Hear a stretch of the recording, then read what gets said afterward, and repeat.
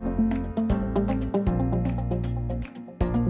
Guys, welcome back to my YouTube channel study with Vaishali. तो आज हम देखेंगे कि आप लोग आईपीएस कैसे बन सकते हैं, उसकी फुल प्रोसेस के बारे में जानेंगे। उसके लिए हमें क्या क्या करना पड़ेगा, तो वीडियो को लास्ट तक ज़रूर देखिएगा।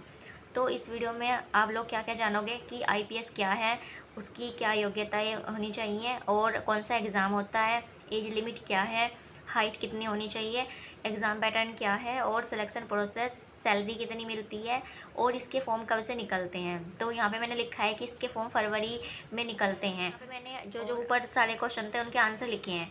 तो आईपीएस क्या है, सबसे पहले है तो आईपीएस की फुल फॉर्म है इंडियन पुलिस सर्विस, जिसको हम हिंदी में भारतीय पुलिस सेवा भी कहते हैं। और इसकी क्या योग्यता है, ये इसके लिए हमें ग्रेजुएट होना चाहिए एनी स्ट्रीम, मतलब किसी भी स्ट्रीम से हम ग्रेजुएट होने चाहिए, हमारे पास ग्रेजुएशन की डिग्री होनी चाहिए। और साथ में जो हमारे मार्क्स होते हैं वो हमारे चाहे कितने भी परसेंट हो, 40%, 50%, बस हम पास होने चाहिए, उतने मार्क्स चाहिए होते हैं।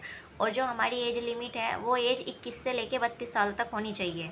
और एज में भी छूट मिलती है, जैसे कोई ओबीसी से है तो उसको 32 में 3 साल और जोड़ के इतनी एज मिलती है उसको। और जो एससी एसटी है उसके लिए 5 वर्ष और एक्स्ट्रा हो जाते हैं, 32 में 5 वर्ष और जोड़ के वो एक्स्ट्रा फॉर्म फिल कर सकता है।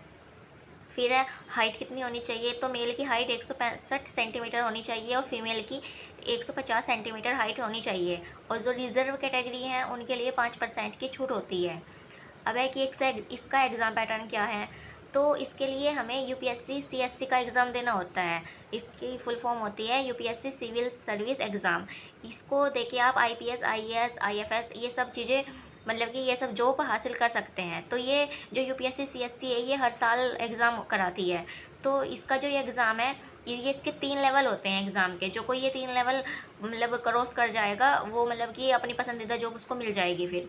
तो इसका सबसे पहले क्या है, इसका जो फॉर्म निकलता है उसको 10 लाख लोग भरते हैं, उससे भी ज़्यादा ही भरते हैं। और जो इसका फर्स्ट पेपर है प्रीलिम, इसके लिए 5 लाख ही लोग जाते हैं। और जो दूसरा पेपर है मेंस, वहाँ पे 15,000 लोग ही पहुँचते हैं।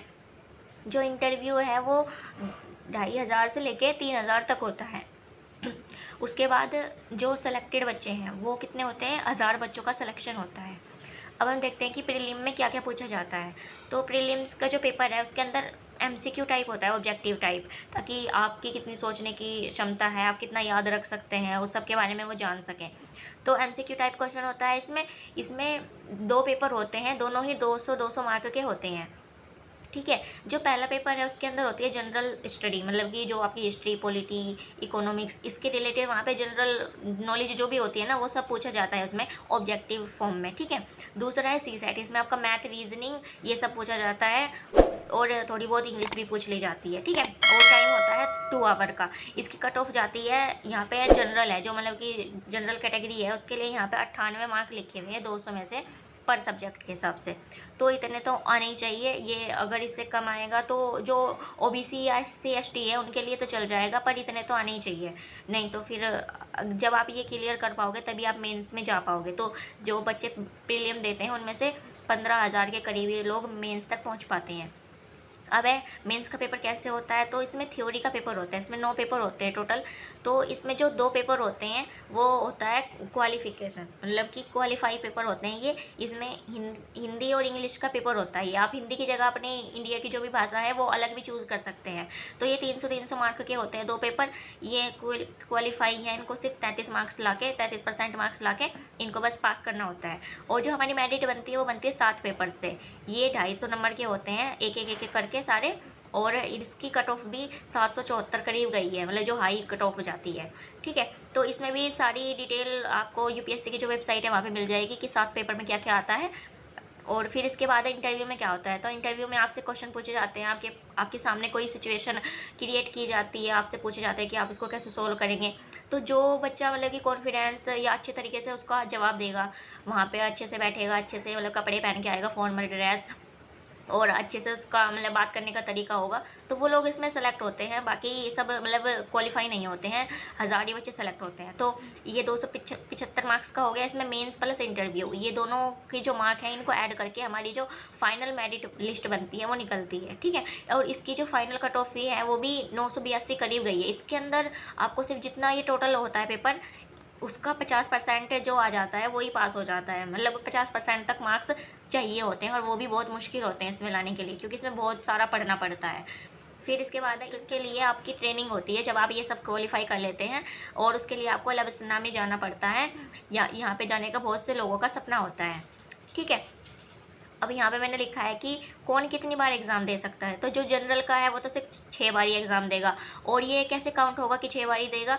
वो जब तक प्रीलिम पेपर में नहीं बैठेगा तब तक वो काउंट नहीं होगा। अगर वो एक बार प्रीलिम पेपर पे बैठ गया तो फिर वो काउंट हो जाएगा, ठीक है। और जो ओबीसी है वो 9 बार ही पेपर दे सकता है।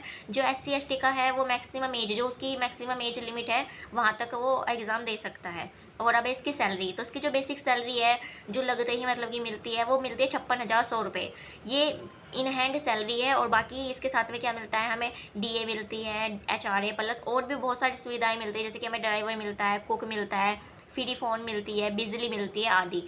तो अगर आपको आईपीएस बनना है तो आपको सबसे पहले तो अपनी 12th पूरी कर लेनी है। फिर 12th के बाद जब आप अपना ग्रेजुएशन स्टार्ट करेंगे तो उसमें आपको ग्रेजुएशन के साथ ही अपनी तैयारी शुरू कर देनी है 3 साल तक। फिर उसके बाद जब आप अपनी ग्रेजुएशन के फाइनल ईयर में होंगे तब भी आप अपना फॉर्म भर सकते हैं। और फिर जब आपका फॉर्म भर जाएगा उसके बाद आप अपना, जहाँ आपकी ग्रेजुएशन पूरी हुई उसके बाद ही आप एक आईपीएस ऑफिसर बन सकेंगे। तो आई होप आपको वीडियो अच्छी लगी होगी। अगर आपको किसी और टॉपिक पे वीडियो चाहिए या किसी और जॉब के बारे में जानना है तो उसके लिए आप मुझे कमेंट कर सकते हैं, मैं उसके रिलेटेड भी वीडियो बना दूँगी। Thanks for watching.